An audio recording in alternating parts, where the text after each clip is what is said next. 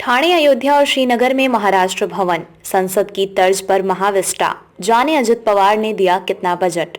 महाराष्ट्र सरकार उत्तर प्रदेश के अयोध्या में महाराष्ट्र भवन बनाएगी। इसके अलावा श्रीनगर में भी महाराष्ट्र भवन बनाने का निर्णय लिया है। इस काम के लिए सरकार ने 77 करोड़ रुपए के बजट का प्रावधान किया है। मुख्यमंत्री एकनाथ शिंदे ने कहा कि राम जन्मभूमि स्थल पर महाराष्ट्र भवन होना ही चाहिए। उसके लिए अंतरिम बजट में पैसे का प्रावधान किया है। फिलहाल तो इस पैसे से जमीन खरीदेंगे, आगे चलकर और भी पैसा लगेगा तो उसका भी प्रावधान करेंगे। उप मुख्यमंत्री देवेंद्र फडणवीस ने जनवरी में एनबीटी को बताया था कि भगवान राम के जन्मस्थल अयोध्या में महाराष्ट्र सरकार अपना भवन बनाएगी। इसके लिए वे मुख्यमंत्री योगी से जमीन मुहैया कराने की अपील करेंगे। अगर जरूरत पड़ी तो हमारी सरकार राम मंदिर के आसपास जमीन खरीदकर श्री राम भवन बनाएगी।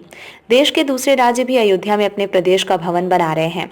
मंगलवार को वित्त मंत्री ने सन 2024-25 का अंतरिम बजट पेश करते हुए कहा कि हम सभी के लिए खुशी की बात है कि हमारी सरकार ने भी अयोध्या में रामलला के मंदिर के करीब महाराष्ट्र भवन बनाने का निर्णय लिया है। इसके अलावा श्रीनगर में भी महाराष्ट्र भवन बनाएंगे। इसके लिए बजट में 77 करोड़ रुपए का प्रावधान किया है। बजट में मुंबई में मंत्रालय और आसपास के परिसर की सरकारी इमारतों के आधुनिकीकरण के लिए अंतर्राष्ट्रीय दर्जे का आर्किटेक्ट नियुक्त करने की घोषणा की है। वित्त मंत्री अजित पवार ने कहा कि इससे पहले एक कंसल्टेंट ने करीब 7500 करोड़ रुपए की योजना बनाकर सरकार को दी थी। उसमें मंत्रालय, विधान भवन, सचिवालय और मंत्रियों की जगह पर भव्य और आलीशान इमारत बनाने की योजना थी। लेकिन नई दिल्ली का नया संसद देखने के बाद अब नए सिरे से योजना बनाई जाएगी।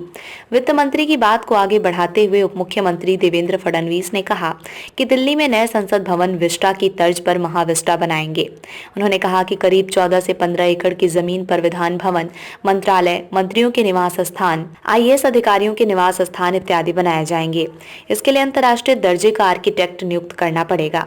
उन्होंने कहा कि सन 2026 में विधायकों के निर्वाचन क्षेत्र का नए सिरे से परिसीमन किया जाएगा। विधायकों की संख्या भी बढ़ेगी। ऐसे में हमें नए विधान भवन की जरूरत पड़ेगी, जहां विधायकों के बैठने के लिए ज्यादा सीटें लगेंगी। महाविस्टा में ये सभी कुछ होगा।